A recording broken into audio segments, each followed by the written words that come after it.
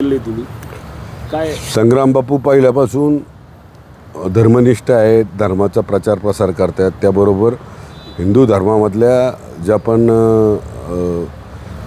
सगळे घटक आहेत त्या सगळ्यांना नेहमी प्रबोधन करून योग्य मार्गाला लावायचं काम करतात, ते योग्य मार्गाने नेण्याचं काम करतात। आणि मी पहिल्यापासून सांगतो की जो प्रकार लावंडेंनी केला, जे शब्द वापरले आमच्या वारकरी संप्रदायातल्या आमच्यासाठी जे आदरणीय व्यक्तिमत्व आहेत सर्व महाराज लोकांवर, त्या लोकांबद्दल लावंडेंनी बोलल्यानंतर साहजिक हा राग अनावर होणार। आणि बापूंनी केलेलं काही चूक नाही, मी पहिल्यापासून सांगतो। ज्या 20 लोकांच्या संदर्भामध्ये लावंडे यांनी स्टेटमेंट केलेलं आहे त्या 20 लोकांचं कार्य आत्तापर्यंत लावंडेंनी जाऊन पाहावं, त्यांनी काय केलं आहे, कशा पद्धतीने लोकांची सेवा करतात, समाजातल्या वेगवेगळ्या घटकांना कशी मदत करतायत, कशा प्रकारे सर्वसामान्य माणसाला म्हणजे जिथं कुणीच मदत करू शकत नाही तिथपर्यंत पोहोचल्याचं काम हे सगळे महाराज मंडळी आमचे करतात। त्यामुळं लावंडेंनी जो पण आरोप लावंडेंवर जो प्रकार झाला तो योग्य आहे। आम्ही संग्राम बापूंचं पूर्णपणे समर्थन करतो। तुम्ही योग्य आहे म्हणताय, मात्र ते सिद्ध झालं ना ज्या पद्धतीने राष्ट्रवादीने आरोप केले की वेगळ्या पद्धतीची लोक संप्रदायामध्ये घुसलेली, मी तुम्हाला परत सांगतो, हा राष्ट्रवादी किंवा भाजपचा हे नाही आहे,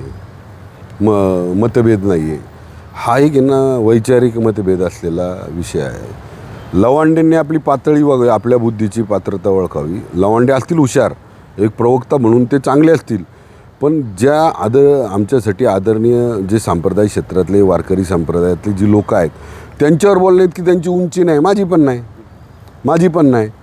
उद्या लावंडेंनी पक्षाचा प्रवक्ता म्हणून विरोधी पक्षाच्या सगळ्यांवर त्यांच्या पक्षाचे जे पण काही ध्येय धोरणं असतील त्याच्या माध्यमातून आरोप करावे। पण हे जे मंडळ जी लोक आहेत संप्रदाय क्षेत्रातली, या लोकांना पक्ष याच्याशी काय घेणं देणं नाही। यांना धर्माच्या संदर्भातल्या सगळ्या परंपरा, व्याख्यानं, कीर्तनं, प्रवचनं, त्याचबरोबर समाजासाठी काय करता येईल आपल्याला ह्याच डोक्यात त्यांच्या असतं। त्यामुळे यांच्या संदर्भामध्ये त्यांनी बोललेलं हे 100% निषेधार्थ आहे। अशा घटनेचं जे आहे ते आपले संत जे आहेत त्यांनी देखील कधी समर्थन केलेलं नाही, संत ज्ञानेश्वर महाराज असतील किंवा तुकाराम महाराजांनी। असं नाही आहे, हे बघा लक्षात घ्या। हे तुम्हाला आपल्या सगळ्यांना इतिहास सांगतो। तुकाराम महाराजांचा तुकाराम महाराजांनी सुद्धा सांगितलं ना, टळला असेल तर माती काठी घातल्याशिवाय ते पण सुधारत नाही।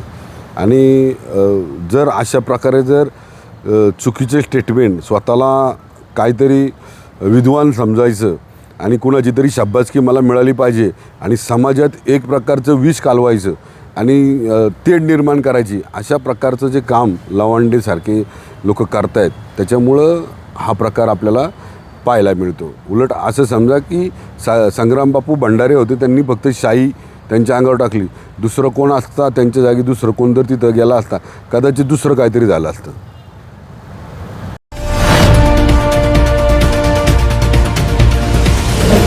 आरंभ पर्व न्यूज, आरंभ एका नव्या पर्वाचा।